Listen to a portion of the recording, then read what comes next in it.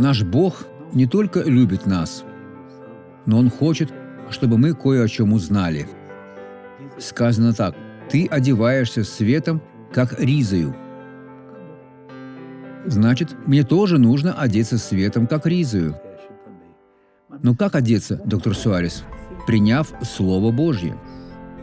«Слово Твое – светильник ноге моей, и свет стезе моей». Значит, я не буду ходить во тьме. И Ты простираешь небеса, как шатер. Раньше люди жили в шатрах, сделанных из плотной ткани. В шатрах был полог, который мог открывать и закрывать вход, служивший также и окном. То же самое делает Бог.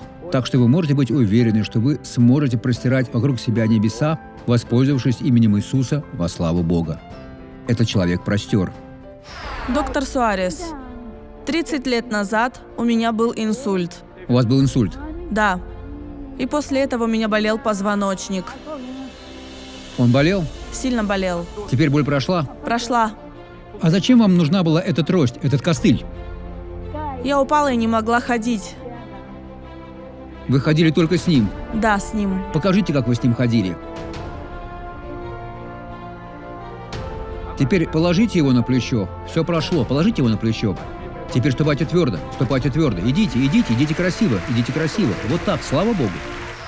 Теперь вы будете благословлены. Отец, во имя Иисуса я предстал перед Тобой. Бог, в Твоем Слове написано: «Верующий в Меня сотворит те же дела». Другими словами, у него будут те же инструменты. Я обличаю все зло в вашей жизни и приказываю ему: уходи, будьте свободны во имя Господа Иисуса. А вы скажите: аминь.